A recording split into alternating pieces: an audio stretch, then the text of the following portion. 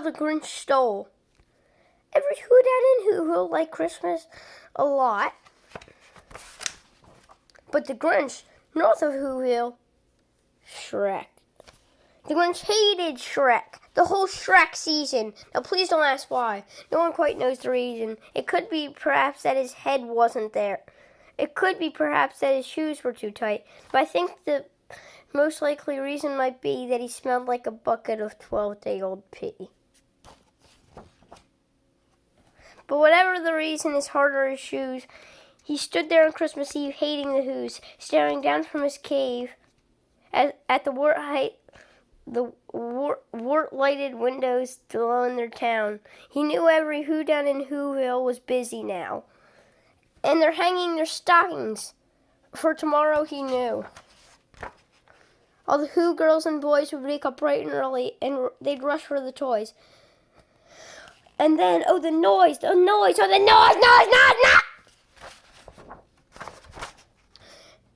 Then the Hughes, young and old, would sit down to a feast, and they'd feast, and they'd feast, and they'd feast.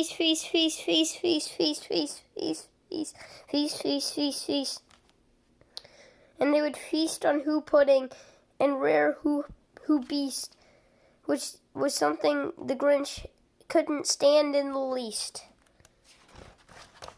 And then they'd do something he liked least of all. They'd sing.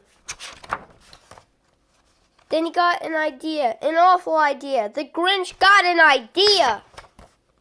I know just what to do, the Grinch laughed in his throat. He made his quick Shrek hat and a coat.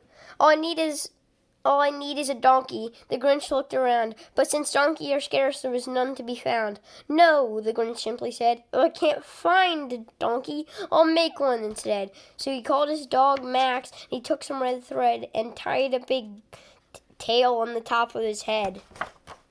Then he loaded some bags and some empty sacks on a ramshackle sleigh, and he hitched up old Max. Then the Grinch said, "Giddy up," and the sleigh started down to the homes where the Who's snooze. All the windows were dark, quiet snow filled the air. All the Who's were dreaming sweet dreams without care. When he came to the first little house on the square, they stopped number 1, the old Grinchy Shrek hissed, and he climbed to the roof, empty bags in his fist. But he slipped down the chimney, a rather tight pinch, but if Shrek could do it, so could the Grinch. He got stuck only once for a moment or two. He stuck his head out of the fireplace flue, where the little Who socks all hung in a row. These socks, he grinned, are the first Shreks to go. And he slithered and slunk with a smile most unpleasant. Around the whole room he took every present, pop guns and bicycles, roller skates, drums, checkerboard, tricycle, popcorns, and screwdrivers. He stuffed them in bags. The Grinch very nimbly stuffed all the bags up, one by one, up the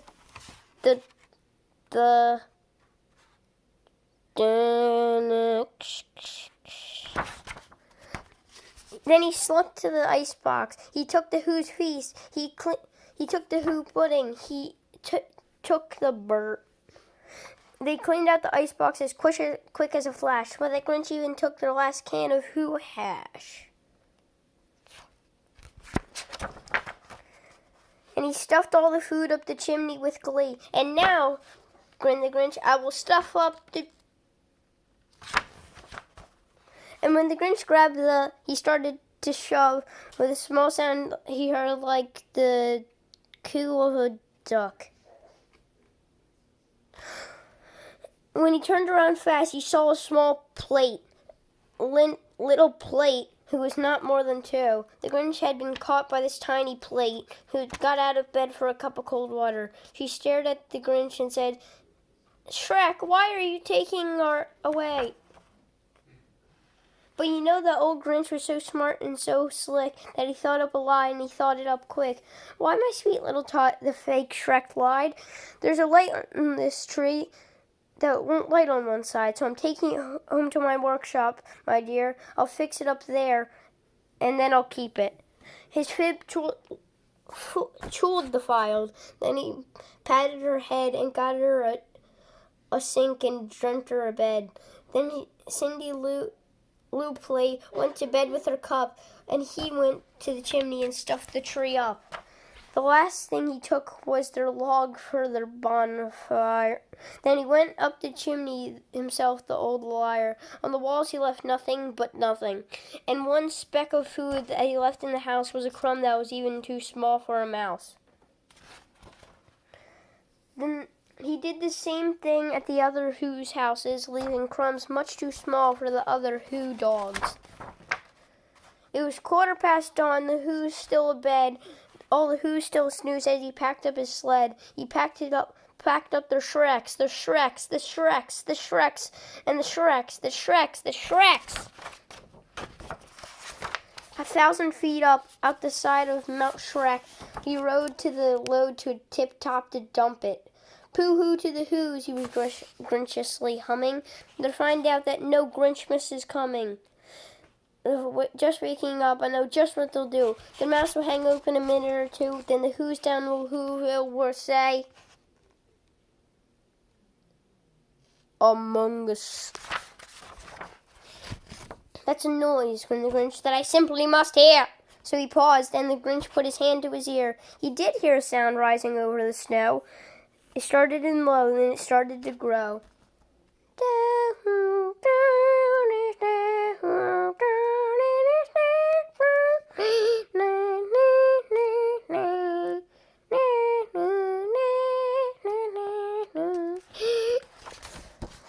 Well, this sound wasn't sad. Why, it sounded merry. It couldn't be so. But it was merry, very.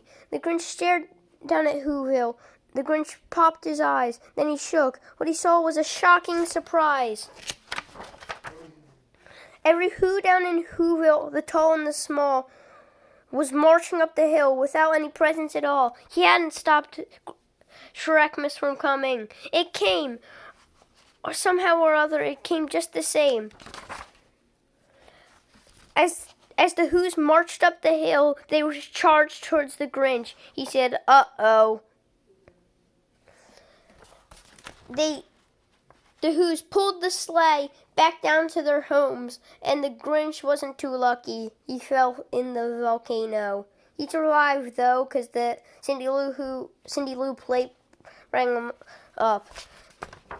And he himself carved the bird.